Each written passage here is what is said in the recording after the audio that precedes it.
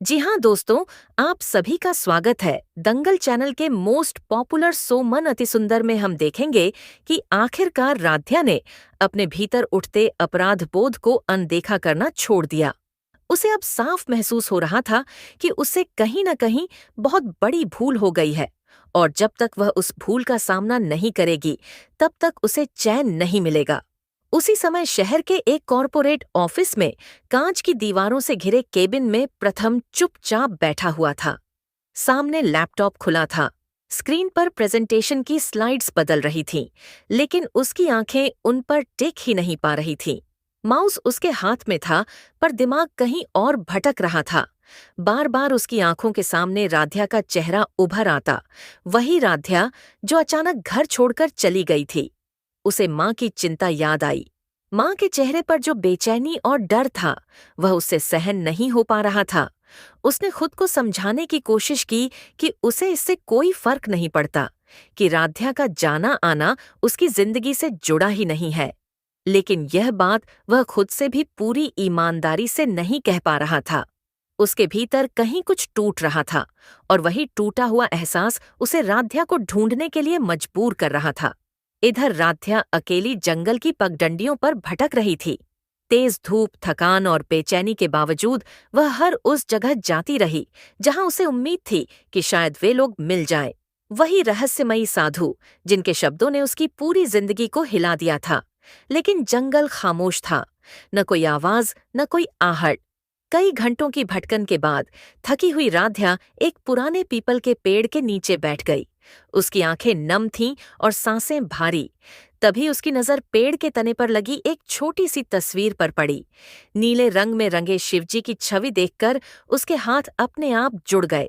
भारी मन से उसने प्रार्थना की कि अगर उससे सच में कोई गलती हुई है तो उसे सुधारने का मौका मिल जाए। तभी अचानक तेज हवा चली। सूखे पत्तों के साथ एक कागज उड़ता हुआ आया और राध्या के पास गिर पड़ा। उसने उसे उठाया और पढ़ते ही उसकी धड़कन तेज हो गई। वह किसी धार्मिक आयोजन का नहीं, बल्कि एक लोकनाट्य महोत्सव का प्रचार पत्र था। पोस्टर पर छपी तस्वीरें देखकर राध्या सन्न रह गई। वे चेहरे उसे बहुत अच्छे से याद थे।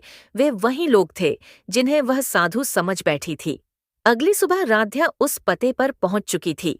सामुदायिक हॉल के पीछे शीशे के सामने बैठे दो लोग नकली दाढ़ी और केसरिया वस्त्र ठीक कर रहे थे। जैसे ही उनकी नजर राध्या पर पड़ी, वे दोनों घबरा गए। उन्हें लगा कि अब हंगामा होगा, लेकिन राध्या ने कोई ऊंची आवाज नहीं की। उसने बस सिर झुकाया और शांत स्वर में माफी मांगी। उसकी आंखों में गुस्सा नहीं था, केवल गहरा दर्द था। कुछ पल की चुप्पी के बाद उनमें से एक ने कांपती आवाज में सच बताया। वे साधु नहीं थे। सब कुछ अभिनय था। यह सब एक सोची समझी योजना के तहत किया गया था और इस पूरे खेल की पटकथा घर के भीतर ही लिखी गई थी। यह सुनते ही राध्या का दिल बैठ गया। जिस इंसान पर उसे सबसे ज्यादा भरोसा था, उसी पर अब सबसे बड़ा सवाल खड़ा हो चुका था।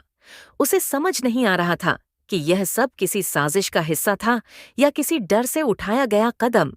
सबसे बड़ा सवाल यही था कि अब वह क्या करेगी। क्या वह चुप रहेगी या इस सच को सामने लाकर सब कुछ बदल देगी।